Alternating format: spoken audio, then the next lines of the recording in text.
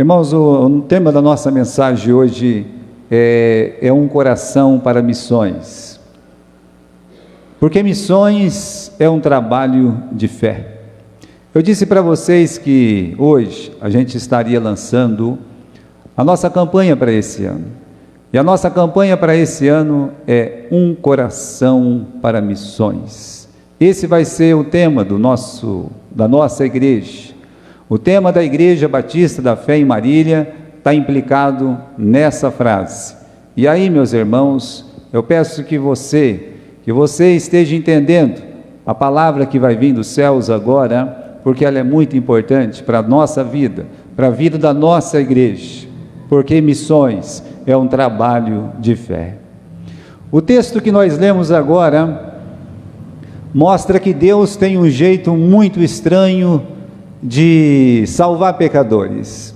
O jeito de Deus salvar pecadores é esquisito. E se você pode dizer assim, não pastor, não é esquisito, é muito esquisito, é porque você não está mais no mundo, é porque você não está numa falsa igreja, por isso você não acha esquisito.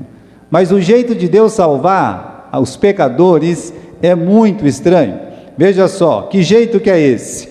Final do versículo 21, diz que aprove a Deus salvar os crentes pela loucura da pregação. Olha só, irmãos, o que ele está dizendo aqui para nós? Que Deus quis salvar as pessoas pela loucura da pregação. Então o próprio apóstolo Paulo chama o jeito de Deus salvar de uma coisa muito doida, de uma coisa maluca. E quando Paulo ele compara o que as pessoas pensam sobre o jeito de Deus anunciar, que é pela pregação, quando Paulo ele diz assim, olha, vamos comparar o que Deus faz com aquilo que as pessoas pensam. Aí, meus irmãos, fica bem claro, porque Paulo diz assim, olha, nós pregamos a Cristo crucificado, que é escândalo, olha só, né? Escândalo para os judeus e loucura para os gregos. Ele está dizendo aí, nós pregamos uma coisa que para os judeus é um escândalo, e para os gregos, olha, para os gregos é uma maluquice, é uma doidice. Já pensou? Você já parou para pensar desse jeito esquisito de Deus de salvar um pecador? Deus não quer que as pessoas vá para o inferno, então ele resolveu que tinha um jeito para salvar as pessoas. E qual é esse jeito, esse método de salvar as pessoas? Então a palavra de Deus nos ensina, é por meio da pregação. É o que ele está dizendo aí, no final do versículo 21. Leia novamente comigo no final do versículo 21, que Deus diz assim, aprove a Deus salvar os crentes pela loucura da pregação. Agora, por que Deus escolheu esse jeito? Não era mais fácil Deus pegar e falar assim, olha, eu vou dar para vocês um manualzinho, os 10 mandamentos da salvação. Era muito mais fácil. E tem muitas igrejas que usam um método desse, tem muitas religiões que têm métodos assim para você ser salvo. Mas era mais fácil ter alguns mandamentos, era mais fácil ter penitências, como as pessoas ensinam. Olha, você tem que fazer isso, aquilo, aquele outro, você tem que se resguardar e coisa e tal, né? Podia ser como muitos ensinam, por meios caridosos. Mas esses não são os jeitos de Deus salvar um pecador. Por isso Paulo está dizendo, olha, o jeito de Deus é maluco, o jeito de Deus é um jeito doido. Deus está salvando as pessoas pela pregação da palavra. Aprove a Deus salvar os crentes. Se você se considera um crente, então diga, como Deus está dizendo, pela graça de Deus, eu fui salvo, e o meio que Deus usou para me salvar foi o quê? Foi a pregação, e ainda uma pregação da cruz. A pregação é o meio de Deus para despertar o coração das pessoas. Quando as pessoas ouvem a palavra de Deus, o Espírito Santo toca naquele coração. Então, Deus está falando pela boca de alguém, mas no mesmo momento que Deus está falando na boca de alguém, aquele coração que está ouvindo a palavra, ele é tocado pelo Espírito Santo.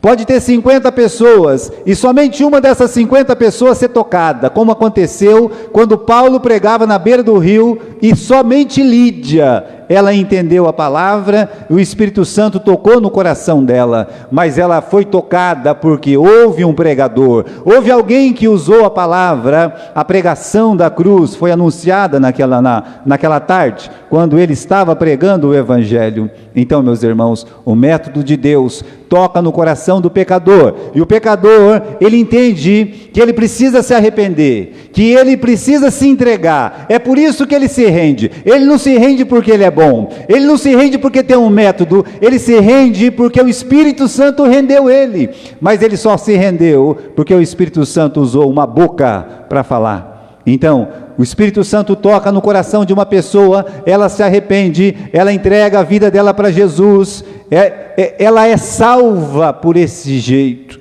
Agora, eu quero que você volte só alguns capítulos aí. Mas nós estamos no primeiro capítulo. Não, pois é, você vai voltar para o livro de Romanos. Olha lá, a pregação é o meio divino para o pecador ter um encontro com a verdade. É por isso que nós temos que pregar a palavra de Deus, porque é um meio divino, olha só, é um meio divino para o pecador ter um encontro com a verdade. Você quer que o seu vizinho tenha um encontro com a verdade? Pregue para ele. Você quer que as pessoas desse bairro tenham um encontro com a verdade? Então vamos pregar para ele, porque o meio de Deus, o meio divino para salvar pecadores é anunciar o Evangelho, é falar de Jesus Cristo. Então, o mundo precisa ouvir o Evangelho, para ouvir sobre o amor de Deus. Capítulo 10 do livro de Romanos, no versículo 8 e versículo 9. Eu sei que você conhece esse versículo, talvez melhor do que eu. Quando eu começar a ler, você vai dizer: olha, eu já ouvi falar sobre esse versículo. Então o versículo 8 diz assim: mas o que diz? A palavra está junto de ti, na tua boca e no teu coração. Esta é a palavra de fé que nós pregamos. Eu digo, a palavra de fé que nós pregamos está na boca e no coração daqueles que vão crer.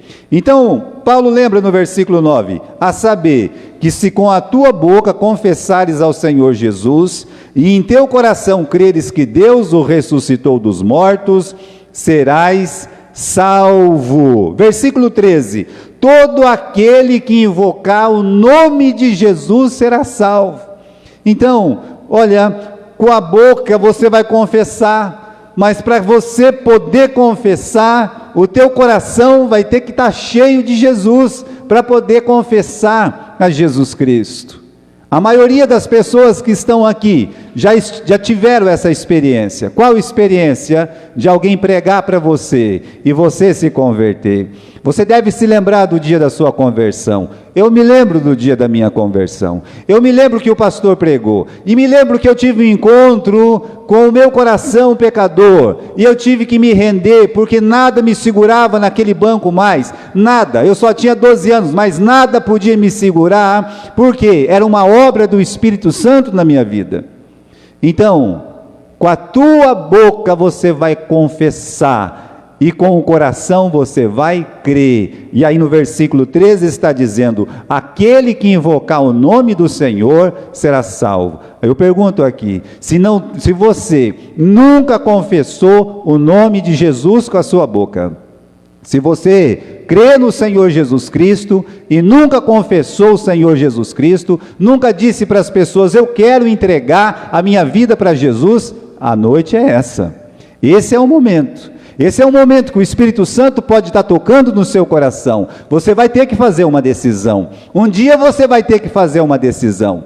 Você vai ter que se entregar. E aí o Espírito Santo, meus irmãos, vai prevalecer. Então, se esse é o momento, lembre-se, Deus pode estar tocando no seu coração. O mundo precisa ouvir o Evangelho para ouvir o amor de Deus e para que eles tenham uma tomada de decisão. Por quê? Versículo 13, aquele que invocar o nome do Senhor será salvo. Então veja só, o jeito maluco de Deus salvar os pecadores é pela pregação. A pregação vai tocar o coração do pecador para que ele se arrependa dos seus pecados, para a remissão dos seus pecados. Então Paulo está dizendo tudo isso, e Paulo sabe tudo isso, como qualquer crente aqui desta igreja sabe isso. Você não sabe disso? Você não sabe que o teu vizinho tem que ouvir o evangelho? Você sabe, eu sei, nós sabemos que as outras pessoas precisam ouvir, porque esse é o jeito de Deus. O jeito de Deus é anunciar para que as pessoas creiam. E aí sai 4 perguntas do apóstolo Paulo, aqui no capítulo 10 ainda. Você pode ler comigo as 4 perguntas do apóstolo Paulo. Ele diz assim, no versículo 14, que segue o quê? Essa frase. Qual frase? Todo aquele que invocar o nome do Senhor será salvo. Então você sabe que as pessoas têm que confessar o nome do Senhor.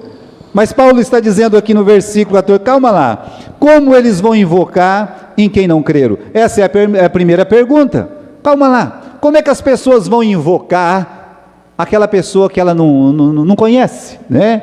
Em quem não creram? Como é que elas vão crer numa pessoa que eles nunca ouviram falar? Como é que as pessoas vão vão entregar a vida para Jesus? Como elas vão confessar o nome de Jesus, se elas não ouvirem falar sobre o amor de Deus que está em Cristo Jesus? Não o Jesus do crucifixo, mas o Jesus da cruz. Então como é que essas pessoas, elas vão crer se elas não ouviram? Aí ele tem uma terceira pergunta: como elas vão ouvir se não há quem pregue? Então agradeça a Deus que o teu amigo, a sua amiga, o seu pai ou a sua mãe, ou um pastor, ou seja quem for, pregou o evangelho para você. Por quê? Porque foi quando você creu. Olha, a terceira pergunta é: como é que eles vão ouvir se não há quem pregue? Então, meus irmãos, o mundo precisa de pregadores. E no versículo ainda no próximo, que é o 15, tem a 4ª pergunta, e a 4ª pergunta é: como é que eles vão pregar se eles não forem enviados? Paulo está falando de salvação. Agora, não tem jeito de falar de salvação se não falar de missões. Essa é que é a verdade. Uma pessoa que fala de salvação e não fala de missão, ela está mentindo a respeito do pensamento e do coração de Deus. Porque missão é o que tem dentro do coração de Deus. Missão é as últimas palavras de Jesus antes de subir e ascender aos céus. É o que ele vai cobrar da sua igreja: ide por todo o mundo e pregai o evangelho a toda criatura. Não é disso que disse o Marcos? Mateus, não lemos Mateus na semana passada? Ide, fazei discípulos de todas as nações, batizando-as em nome do Pai, do Filho e do Espírito Santo, ensinando-os a guardar todas as coisas que eu vos tenho ordenado. Eis que eu estou convosco todos os dias, até a consumação dos séculos. Não é essa a palavra de Jesus? Olha, qualquer pessoa que pensa diferente disso, não está dentro do coração de Deus, está em falta com o coração de Deus. Não será um crente completo quem não pensar como Deus pensa, e Deus pensa em missões. Essa é que é a verdade. Bem, meus irmãos, o mundo precisa de crentes, o mundo precisa de igrejas que tenham um coração para missões. Nós somos esses crentes, e aqui existe uma igreja, e esses crentes, e essa igreja, e mais outras igrejas, elas têm que ter o coração de Deus, e o coração de Deus é um coração voltado para missões. Uma igreja que faz diferença é uma igreja que faz missões, e sempre vai ser assim. Uma igreja que só olha para dentro dela, uma igreja que está preocupado se o ar está muito quente ou muito frio dentro, uma igreja que está preocupado se o piso é de primeira ou é de segunda, se tem teto ou se não tem. Essa igreja nunca vai fazer missões, porque ela sempre olha para dentro dela, ela não olha para fora. Por isso, meus irmãos, o mundo precisa de crentes e de igrejas que tenham um coração para missões. E o que nós queremos dizer com o coração para missões? Que o crente, ele entende que Deus salva pecadores pela pregação da palavra. O crente entende que precisa fazer alguma coisa para que esses pecadores ouçam a palavra e sejam salvos. São os crentes e as igrejas que estão preocupadas em pregar o Evangelho. Então, é isso. O que queremos dizer com o coração para missões é quando o nosso coração, é quando o coração da nossa igreja começa a olhar para o coração de Deus e ver o que Deus quer e o que Ele manda. Ele quer missões e Ele manda que façamos missões. Agora, irmãos, eu disse que Deus tem um jeito de salvar pecadores, é pela pregação. Mas como é que vai pregar se não forem o quê? Se não forem enviados. Esse é o beabá. Isso aqui é o básico. Não tem uma coisa mais básica do que isso. Como é que essas pessoas vão pregar se elas não forem enviadas? Diz o apóstolo Paulo. Agora, o que faz, meus irmãos, um coração voltado para missões? São 3 coisas. Na verdade, são mais de 3 coisas, mas eu quero que você nunca se esqueça dessas 3 coisas. Um coração que bate por missões, ele tem um joelho dobrado. Um coração que bate por missões, ele tem uma mão generosa. E um coração que bate por missões, ele tem pés formosos. São 3 coisas simples que você pode lembrar e levar para a sua casa. Fazer missão é ter joelhos dobrados, é ter mãos generosas, é ter uns pés formosos. E eu digo que cada igreja vai ter que dar conta para Deus sobre os seus joelhos dobrados, sobre as suas mãos generosas e sobre os seus pés formosos. Vai ser assim. Então esse é um coração que bate por missão. Então eu quero falar rapidamente a respeito dessas 3 coisas, para que você não esqueça, para que você leve para a sua casa essas 3 coisas. O primeiro é o joelho dobrado. A missão se faz primeiramente com oração. Você ora por missões, você ora pela salvação das pessoas da sua casa, você ora por essas pessoas que você conhece, você tem o desejo que os seus amigos sejam salvos. Eu também já fui aluno da escola dominical. Eu me lembro que quando eu era aluno da escola dominical, eu chamava meus amigos para vir para a igreja. E eles falavam, eu não vou para a sua igreja, porque a tua igreja tem porta de bar, porque era uma porta de abrir e fechar assim, e aquilo me irritava muito, eu não gostava de ouvir aquilo não, mas eles viviam falando, a tua igreja parece bar, eu não vou lá não. Mas eu chamava, sabe por que eu chamava? Eu queria que todo mundo conhecesse Jesus. E eu só tinha 12, 13 anos, eu era tão pequeno.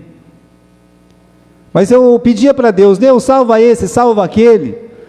Começa com oração, começa com joelhos dobrados. Eu estava em Galho uma vez e o telefone de uma pessoa da cidade tocou. Da cidade. Como é que essa pessoa lá, morava em Londrina, ligou lá em Galho, estou procurando um rapaz aí que chama Gilberto, que é pastor nessa cidade.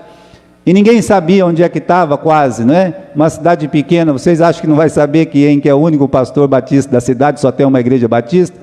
Aí foram bater lá na minha casa. Curiosamente ligaram para a dona Leonor, que era uma conhecida nossa. E aí ela disse, olha, tem uma pessoa me ligando aqui, e essa pessoa diz que é seu amigo. E muito bem, vai ligar tal dia. Eu fui lá, naquele dia. Naquele tempo era muito difícil ter telefone.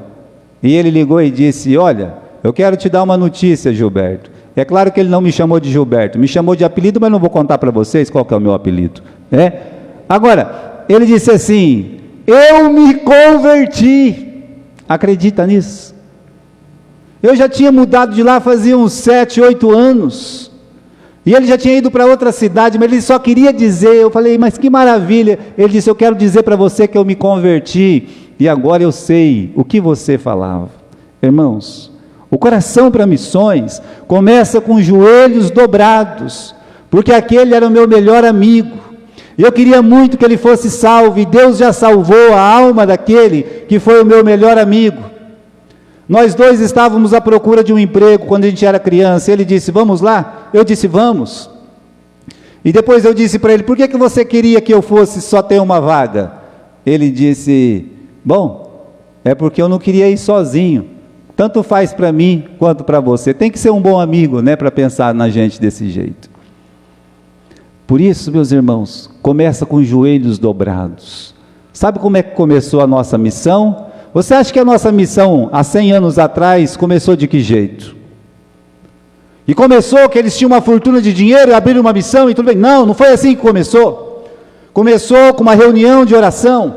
As pessoas começaram a dobrar o joelho numa cidade que tinha 2.500 habitantes, bem menor que a nossa, que tem quantos mil habitantes? 250 mil?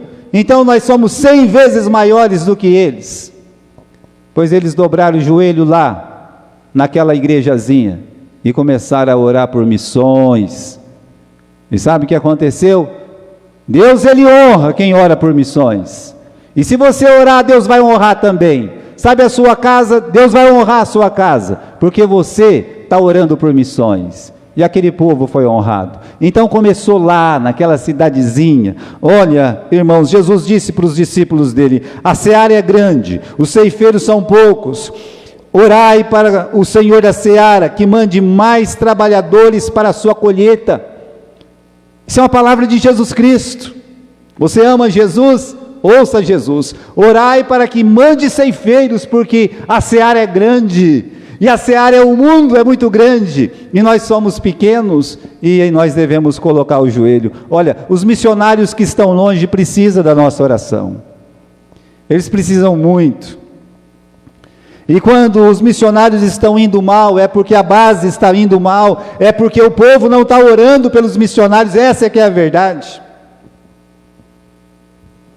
É porque está faltando oração. Existe, meus irmãos, poder na oração para missões. Capítulo 13 do livro de Atos, o que diz lá? Que a igreja estava em oração, estava em jejum, eles estavam orando, para quê? Para que Deus movesse almas, que fosse até aonde? E fosse até os confins da terra. E Deus disse: separai-me a Barnabé e Saulo, para a obra que eu tenho preparado. Mas eles estavam orando. Talvez as outras igrejas não estavam orando por missões, por isso que não faziam missões, mas a igreja que ora por missões, ela vai fazer missões, e é isso que nós devemos fazer, ter um grupo de joelhos dobrados. Já pensou aqui na nossa igreja, o grupo de joelhos dobrados? Nós podemos fazer isso como igreja. Agora, a segunda coisa é que nós precisamos ter mãos generosas. Mãos generosas. Deus, Ele tem mãos generosas conosco. Davi, quando foi dar a oferta, ele disse: Senhor, eu estou pegando da tua mão e devolvendo. Mãos generosas. Missões implicam em ofertas. Aquele grupo de apóstolos seguindo Jesus era seguido por um grupo de mulheres, das quais a Bíblia diz que serviam o Senhor com seus bens. Paulo, quando ele fala com Filipenses, e eu digo para você que Filipenses não era uma grande cidade comparada com outras cidades, mas quando ele falava da igreja de Filipenses, que começou na casa de uma mulher chamada Lídia, ele disse o seguinte: vocês fizeram bem em tomar parte na minha aflição, e bem sabeis que no princípio do evangelho, quando eu parti da Macedônia, nenhuma igreja comunicou comigo com respeito a dar e receber, senão vocês. Então essa igreja, quando Paulo foi, a igreja se preocupou, a igreja tinha no coração missões, um coração para missões, a igreja de Filipenses, e era assim. Paulo depois lembrou, Paulo estava preso, mas Paulo lembrou e disse assim: olha, quando eu saí daí, com uma mão na frente e outra atrás, quando eu saí daí com muita dificuldade, nenhuma igreja se comunicou comigo, nenhuma igreja, a não ser vocês. Vamos refletir, meus irmãos. Quantas vezes nós gastamos com coisas supérfluas? Quantas vezes nós nos arrependemos de ter gastado dinheiro como nós gastamos? Vamos lá, compramos uma roupa, compramos um sapato, compramos um carro, compramos uma coisa. Já a gente se arrepende das coisas que a gente compra, não é verdade? Acabamos por arrepender. E aí é o seguinte: eu vou lá, eu compro uma roupa, eu compro uma calça, eu quase não compro nada mesmo, né? Mas vamos dizer que eu compro uma blusa aqui, uma camisa caque. Por quê? Porque a moda agora é caque, né? Aí no outro ano mudou para vermelho. Aí não posso usar essa camisa porque é caque. Estou arrependido de comprar ela. Eu só estou citando um exemplo, não estou te criticando em nada. Eu estou dizendo que nós, movidos pelo mundo, nós gastamos mesmo. Talvez você gasta com uma coisa supérflua, e eu gasto com uma coisa que é supérflua também. Mas com missões, a gente tem dó de gastar. E digo para você que o único investimento do qual nós nunca vamos nos arrepender é investir em missões. Olha o que Paulo falou para os coríntios, porque a administração desse serviço, ele estava falando de como a igreja deveria cooperar para a obra do Evangelho. Ele diz assim: porque a administração desse serviço não somente supre a necessidade dos santos, sim, a nossa oferta que nós mandamos para missionários, a nossa oferta, o apoio missionário que nós fazemos, esse apoio supre a necessidade dos santos, deveria. Mas ele disse: não é só isso que acontece quando você passa a sua oferta. A palavra de Deus diz: mas também é abundante em muitas graças que se dão a Deus. Muitas graças que se dão a Deus. O apóstolo da Amazônia se chamava Eurico Nelson. Ele saiu, já disse para vocês, com $16, chegou aqui no Brasil. Mas ele começou a trabalhar, e ele percorria um território. O território que ele percorria de barco era mais de 1/3 do Brasil. Incluía o Pará, incluía o Maranhão, incluía Piauí, incluía um pedaço do Tocantins, Mato Grosso, Amazonas, Roraima, Rondônia, o Acre. Você imagine uma pessoa fazer isso num barco a vapor, hein? Aí um dia, uma igreja, essa mesma igreja que começou a nossa missão, o pastor levantou uma oferta para comprar um barco a óleo para ele. Foi o primeiro barco a óleo que correu nas águas do rio Amazonas. Não foi do nosso exército, foi do pastor. Sabe por quê? Porque essa igreja que eu falei para vocês, nessa cidadezinha minúscula, eles votaram uma oferta e eles compraram um barco para aquele pastor. Em 1919, compraram um barco para ele. O barco levou mais de 2 anos para ser feito. E aí a esposa dele escreveu e disse: essa igreja não calcula o quanto de graças será dado, porque um missionário vai chegar aonde nunca outro chegou. E essa aqui é a verdade. Então você acha que o Evangelho chegou nesses lugares de que jeito? Não tinha helicóptero, não tinha avião, não tinha nada. E um pastor chegava lá, com toda aquela coisa. Então é assim, meus irmãos, a graça, as pessoas não vão suprir um missionário, eles vão levantar da boca das pessoas, graças a Deus. Por quê? Porque alguém veio pregar o Evangelho para nós. Agora, não precisamos apenas de ter joelhos dobrados e mãos formosas, e mãos generosas. Nós precisamos ter também os pés formosos dos que vão. Vamos voltar aqui em Romanos capítulo 10. Eu acho que você está aí comigo em Romanos capítulo 10. E o versículo 15 diz: e como eles vão pregar se não forem enviados? Como está escrito: quão formosos os pés dos que anunciam a paz, dos que anunciam as boas novas. Precisamos dos pés formosos que vão. Esses pés formosos, você pode ter um pé formoso quando você vai na casa do seu amigo e prega a palavra. Você pode ter um pé formoso quando você ajuda na evangelização. Todos os nossos professores que visitam suas crianças, todos os nossos professores que buscam as crianças, todos os professores e amigos que vão lá ajudar nessas rotas, eles têm pés formosos. Você tem um pé formoso, pode acreditar nisso.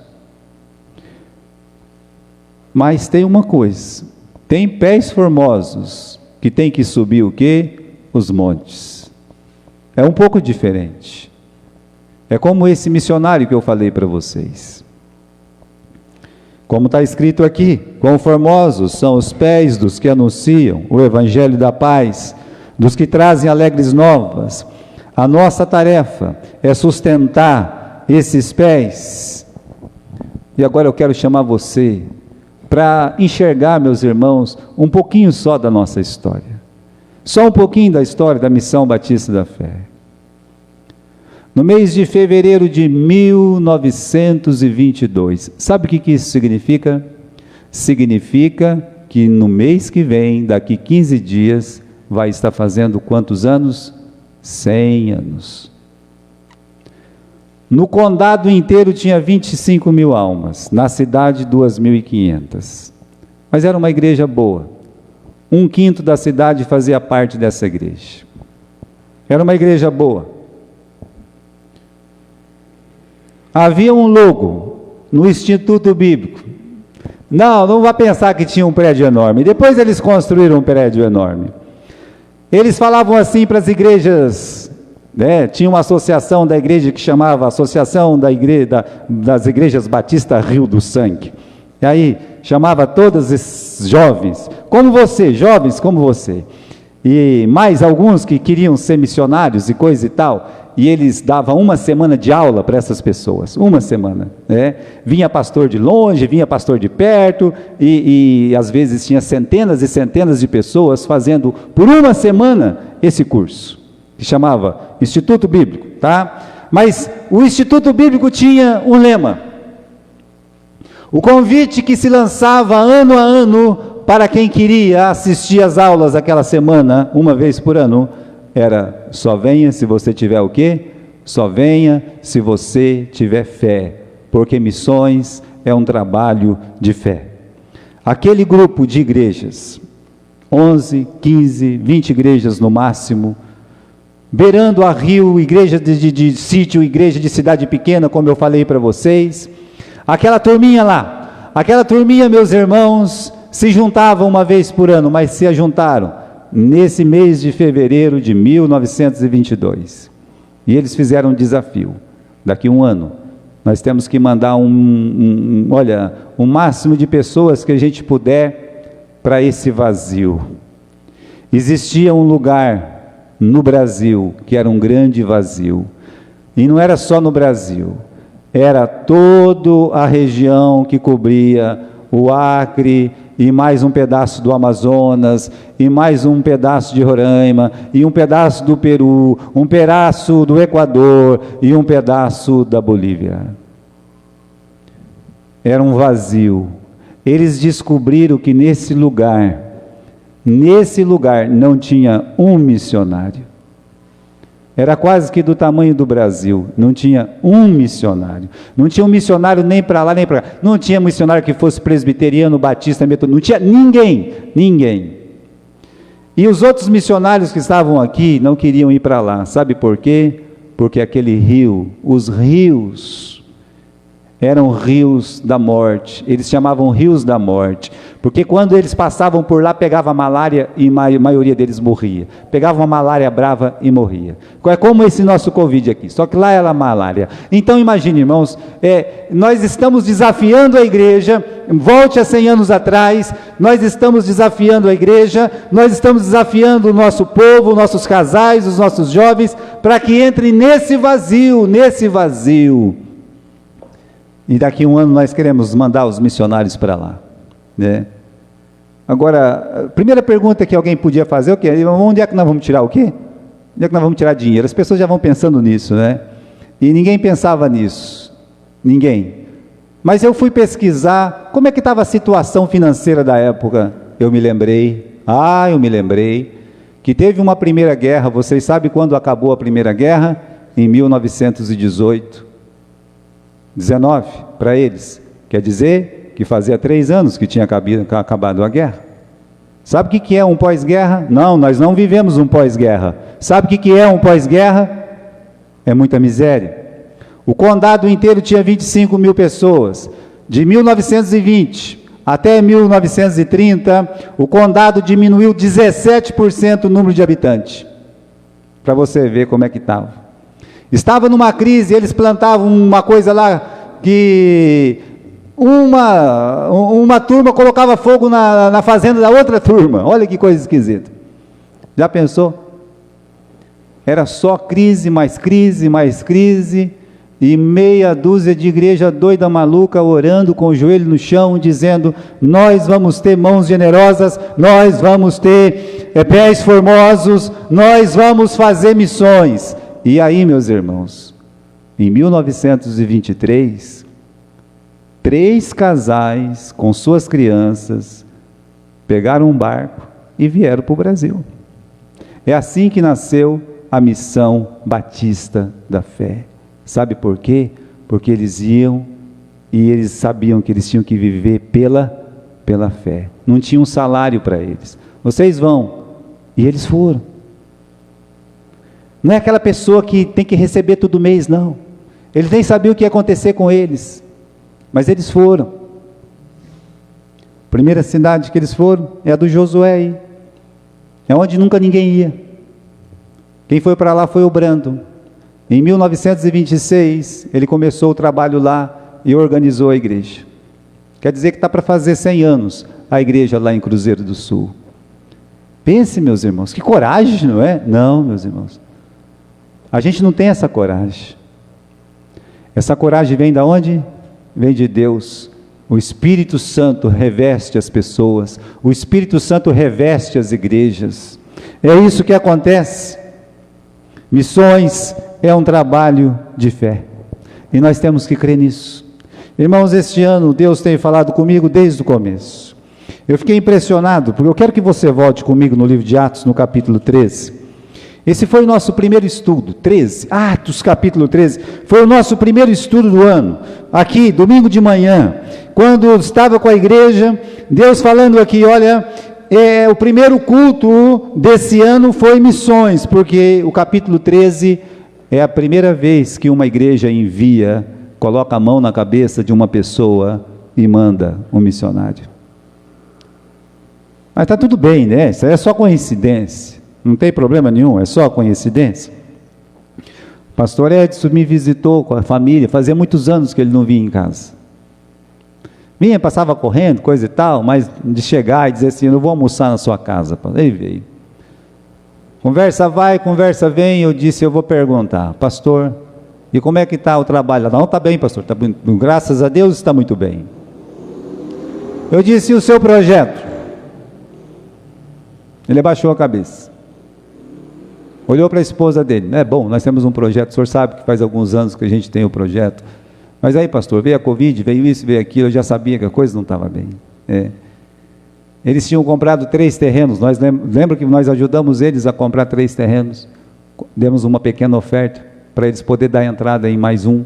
Muito bem, essa igreja fez isso, você não estava aqui, nós fizemos uma sessão, e nós ajudamos eles a comprar um terreno, não comprar, só dar entrada, e eles pagam todo mês, e de fato meus irmãos, eles lutam com tudo lá, sabe, e ele disse, a minha filha já ficou com um dos terrenos, porque ou a gente pagava, ou a gente entregava por falta de condições mesmo, né? Eu deixei ele falar tudo, aí ele falou, pastor, está nesse pé, tá bom, foi embora, e quando ele foi embora meus irmãos, eu fiquei muito triste, sabe com o quê? Não com ele, porque ele é o pé formoso, sabia disso? Ele foi o único da nossa região, o único que pegou a família, colocou o pé na estrada e foi fazer missões, o único, com 3 crianças pequenas, e não houve resposta, essa que é a verdade, a altura, a resposta que eu falo é resposta de fé. Na verdade nós temos pés formosos e queremos formar mais pés formosos, mas meus irmãos, eu senti tocado no meu coração, e dizer assim, bom, esse ano Deus tem que falar de missões para todos, porque esse é o tema, não tem jeito de escapar, você olha para um lado você olha para o outro e aí meus irmãos, por isso que eu estou lançando esse desafio para a igreja, o desafio de ter um coração para missões, e para mim o lema não pode ser diferente daqueles que plantaram essa igreja para nós. Eu digo para você que existem igrejas lá em Manaus, nossas igrejas, que tem mais de 15 mil pessoas, não importa. Há igrejas grandes também em Cruzeiro do Sul, Josué está aqui, ele sabe que eu não estou mentindo. Há igrejas grandes no Maranhão, e eles estão fazendo o trabalho deles, e não importa para mim como eles estão fazendo o trabalho deles. Eu não vou ficar olhando essas igrejas e dizer assim, é essas igrejas que tem que ajudar. Sabe por quê? Porque nós somos essa igreja que nós podemos ajudar. Nós somos essa igreja que podemos ajudar. E irmãos, é um desafio.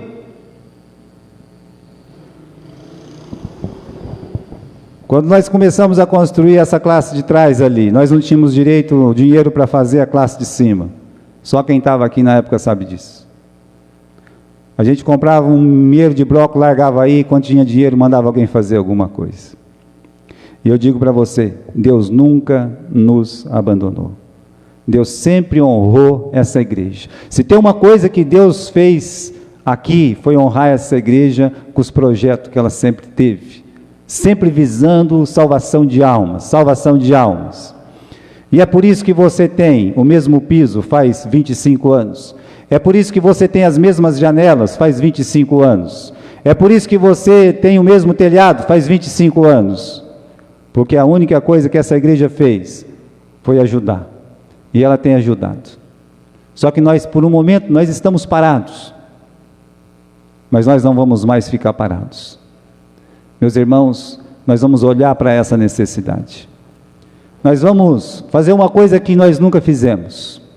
Nós vamos construir uma igreja em Foz do Iguaçu. Acredite nisso. Não somente a nossa igreja, mas eu vou levar essa ideia para as outras igrejas. Eu vou desafiar o pastor Ricardo, o pastor Epitácio, o pastor Sérgio, eu vou desafiar o pastor Fabiano, o pastor Toninho, o pastor Maurício, lá de Santa Terezinha, eu vou desafiar cada um deles.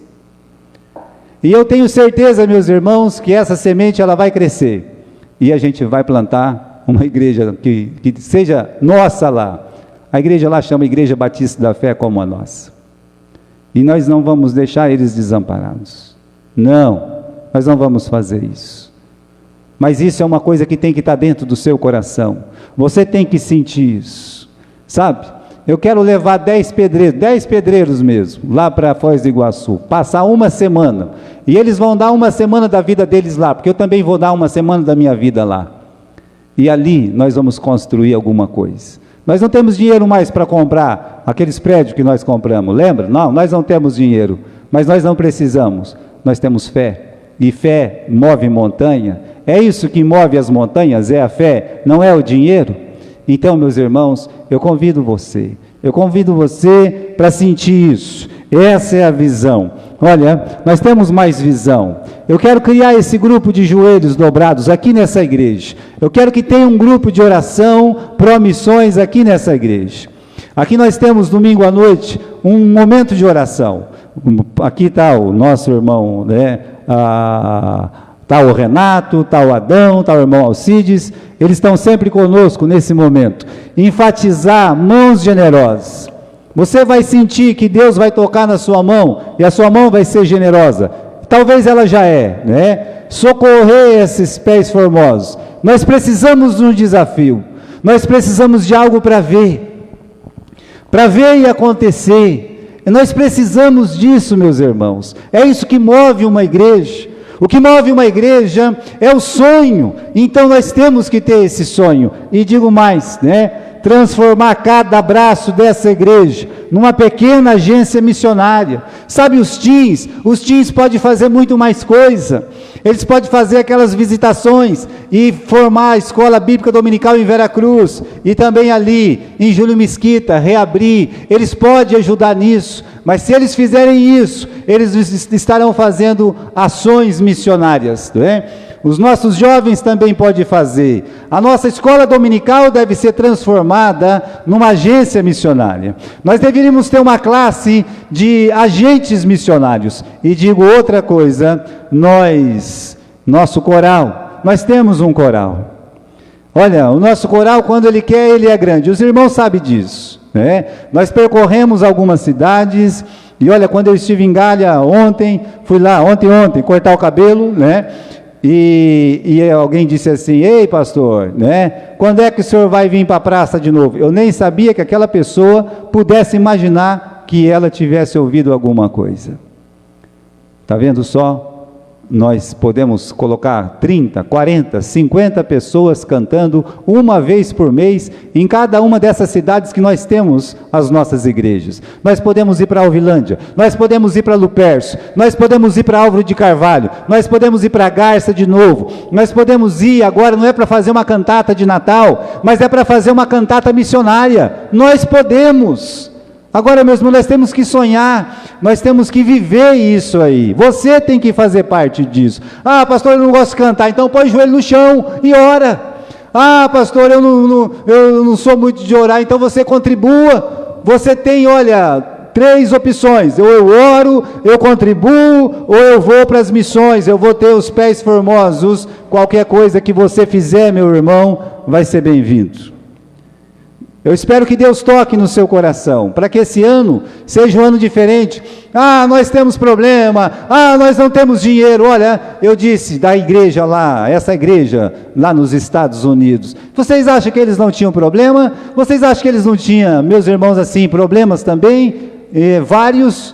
Olha, estava acontecendo muita coisa nos Estados Unidos na década de 20. Sabe quando quebrou a bolsa? Vocês sabem que década que quebrou a bolsa? Que década que quebrou a bolsa, Américo? 20, põe 20, né? Então, essa que é a verdade. Então, eles estavam em crise, muita crise, mas eles fizeram a diferença. E nós temos missões feitas porque eles plantaram uma semente. E a nossa igreja, meus irmãos, ela não é fraca, ela sempre foi forte. Comparada com as outras, ela é mais forte. Sabe por quê? Porque o coração dela ainda bate por missões. Eu espero que o seu coração bata por missões.